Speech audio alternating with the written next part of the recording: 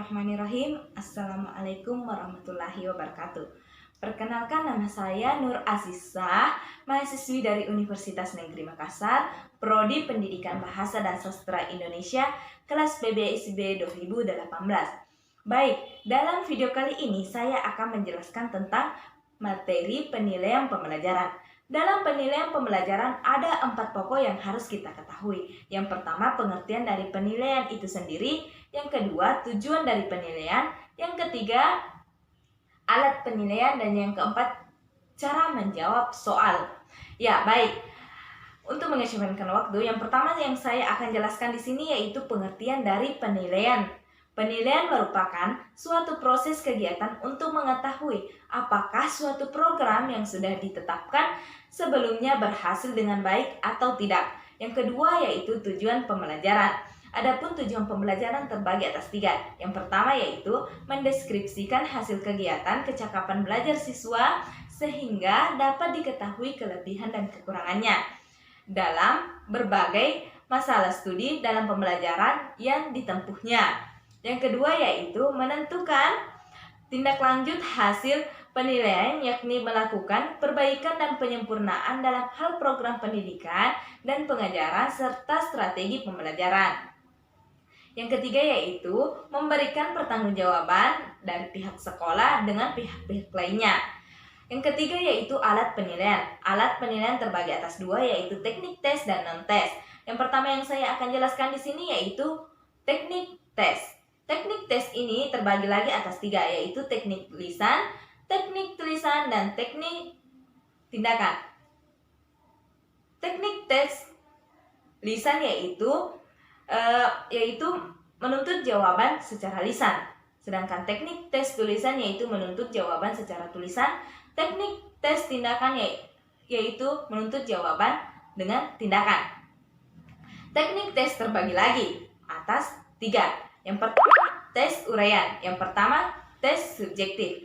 Secara umum, tes uraian adalah pertanyaan yang siswa menjawabnya dalam bentuk menguraikan, menjelaskan, mendiskusikan, membandingkan, memberikan alasan, dan bentuk lain yang sejenis bentuk tes untuk debat yang sejenis sesuai dengan tuntutan pertanyaan dengan menggunakan kata-kata bahasa sendiri.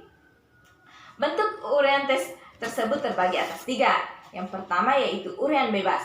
Uraian bebas atau free essay merupakan uraian bebas yaitu artinya bebas jawaban, yaitu jawaban yang diberikan pertanyaan yang diberikan kepada siswa dan dijawabnya siswa tidak dibatasi, bergantung pada pandangan siswa itu sendiri karena pertanyaannya bersifat umum. Yang kedua yaitu uraian terbatas. Dalam bentuk ini pertanyaan telah diarahkan kepada hal-hal tertentu atau ada pembatasan tertentu. Pertanyaannya sudah lebih spesifik pada objek tertentu. Uraian berstruktur. Uraian berstruktur merupakan soal jawaban yang berangkai antara soal pertama dengan soal berikutnya, sehingga jawaban di soal pertama akan mempengaruhi benar salahnya jawaban di soal berikutnya. Tes objektif. Adapun macam-macam tes objektif. Yang pertama, tes benar salah. Yang kedua, tes pilihan ganda. Yang ketiga, tes menjodohkan. Dan keempat, tes uraian. Selanjutnya yaitu teknik bukan tes.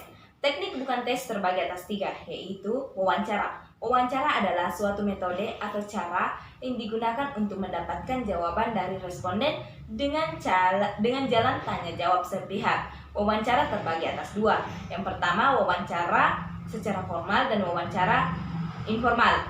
Questionnaire sering disebut juga angket. Questionnaire adalah sebuah daftar pertanyaan yang telah disiapkan yang harus diisi oleh orang yang akan diukur atau sering juga disebut dengan responden. Skala adalah alat untuk mengukur nilai, sikap, minat, dan perhatian yang disusun dalam bentuk pertanyaan untuk dinilai oleh responden dan hasilnya dalam bentuk rentangan nilai sesuai dengan kriteria yang ditentukan.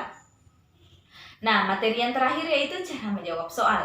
Adapun langkah-langkah menjawab soal. Yang pertama, pilihlah jawaban yang memiliki banyak kesamaan dengan pihak pilihan lain. Yang kedua, jika terdapat soal urutan, pilihlah angka berdasarkan urutan dengan jumlah pilihan paling banyak.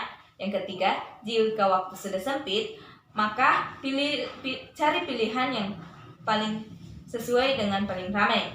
Yang keempat, jangan pernah ngasal tanpa melihat. Yang terakhir, berdoalah setiap akan menjawab soal. Baik, hanya itu yang bisa saya sampaikan. Assalamualaikum warahmatullahi wabarakatuh.